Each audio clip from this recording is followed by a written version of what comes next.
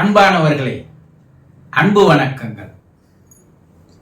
அவமான நினைவுகளை அழித்து விடுங்கள். நீங்கள் எப்போதாவது யாரிடமாவது உறவினர்களிடமோ நண்பர்களிடமோ குடும்ப உறுப்பினர்களிடமோ ஏதோ ஒரு காரணத்திற்காக அவமானப்பட்டு இருக்கலாம்.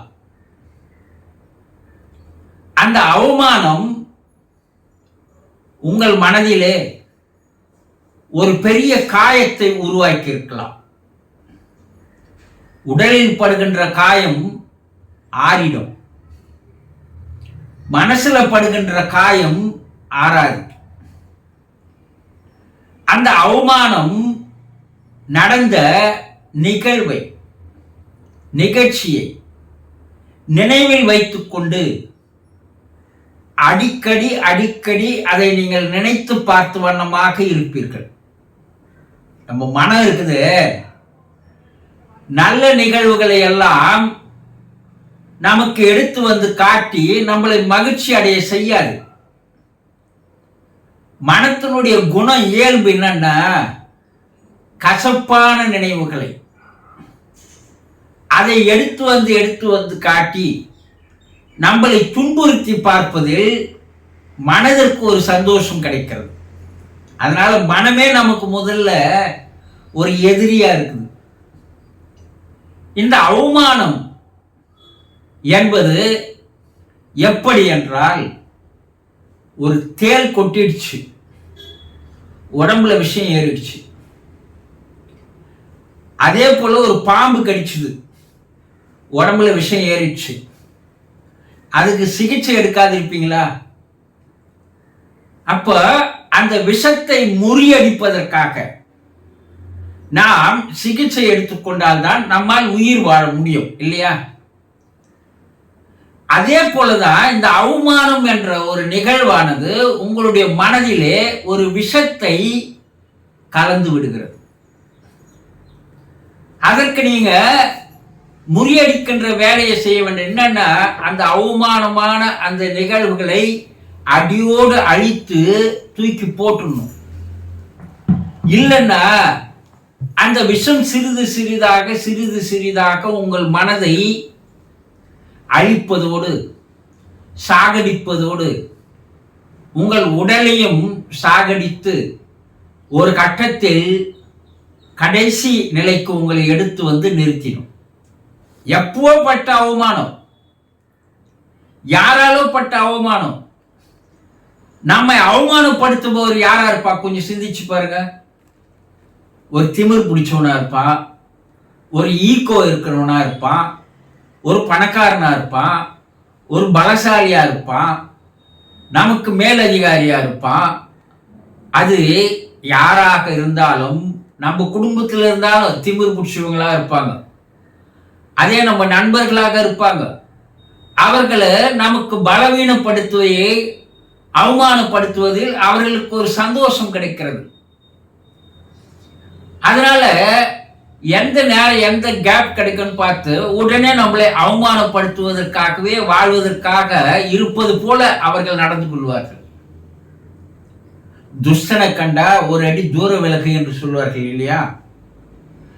அப்ப நம்மிடம் அவமானப்படுத்தும் போது அந்த நிகழ்வானது அவனுக்கு அது ஒரு சந்தோஷமா இருக்கும், அவன் மறந்துடுவான். ஆனா நம்மால மறக்க முடியாது. அதை நம்ம மனசுல வச்சுட்டு அவன் பேரில் நமக்கு என்ன ஏற்படுது பாருங்க, ஒரு வெறுப்பு ஏற்படுது, ஒரு விரோத மனப்பான்மை ஏற்படுது, ஒரு எதிரியை பார்ப்பது போல பார்க்கிறோம். அவனை பழி வாங்க வேண்டும் என்ற பழிவாங்கும் குணம் நமக்கு வருது. அதற்காக சந்தர்ப்பம் சூழ்நிலை வாய்ப்பை நம்ம எதிர்பார்த்துனுக்கிறோம்.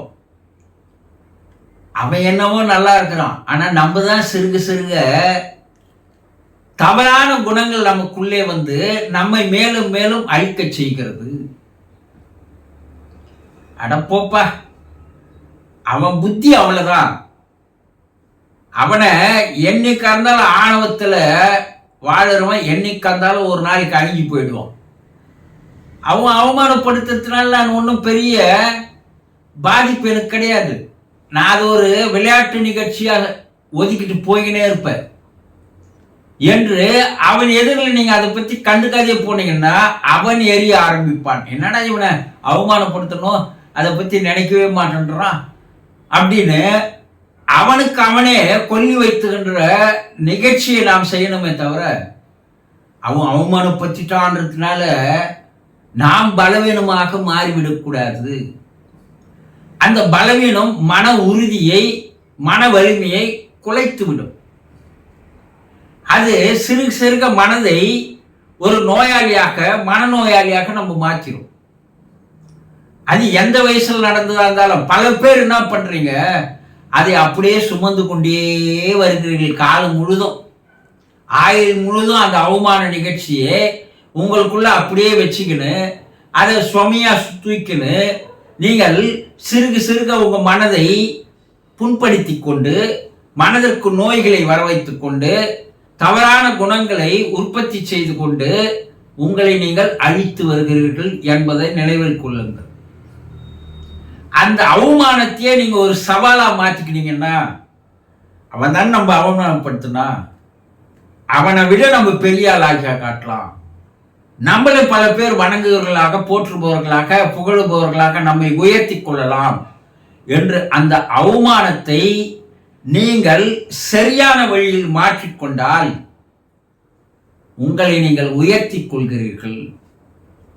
வாழ்க்கையில பெரிய ஆளா மாறி இருக்கிறவங்க எல்லாம் பார்த்தீங்கன்னா அவமானப்பட்டவர்கள் தான். அந்த அவமானங்களை அவர்கள் ஒரு சரியான நேர் வழியில் அதை பயன்படுத்தி கொண்டார்கள். அவமானம் படப்பட நான் என்னுள் இருக்கின்ற திறமையை, என்னுள் இருக்கின்ற ஆளுமையை வெளிக்கொண்டு வந்தேன் என்று ஒரு சாதனையாளர் கூறுகிறார். நான் அவமானப்படலைன்னா நான் இந்த அளவுக்கு பெரிய ஆள் ஆகியிருக்க மாட்டேன். அப்ப நம்மை தூண்டி விடுகின்ற, நம்முடைய உணர்வுகளை எழுப்புகின்ற, நம்மை மேலும் மேலும் வலுப்படுத்துகின்ற, நம்முடைய திறமையை வெளிக்கொண்டு வருகின்ற ஒரு கருவியாக அந்த அவமானத்தை நீங்கள் எடுத்துக்கொண்டு அதில் நீங்கள் வேகத்தை செலுத்தினால் உங்களால் எதையும் சாதிக்க முடியும். ஒன்று, அந்த அவமானத்தை நடந்ததை அழிச்சிடுங்க. அதே அவமானத்தை ஒரு ஊக்குவிப்பாக நீங்கள் மாற்றிக்கொள்ளுங்கள். அப்போ அவமானங்களால் பெரிய ஆளாக மாறலாம். அதை நினைத்து வருத்தப்பட்டு கொண்டு, அதை நினைத்து மனதை சிறுக சிறுக சாகடித்து கொண்டு, அதை நினைத்து வாழ்நாள் முழுவதும் உங்களுக்குள்ளே நீங்கள் குமிங்கிக் கொண்டிருந்தீர்களேயானால் உங்களுக்கு இருக்கின்ற தனி திறமைகள் காணாமல் போயிடும். புரிந்து கொண்டீர்களா? சந்தோஷம்.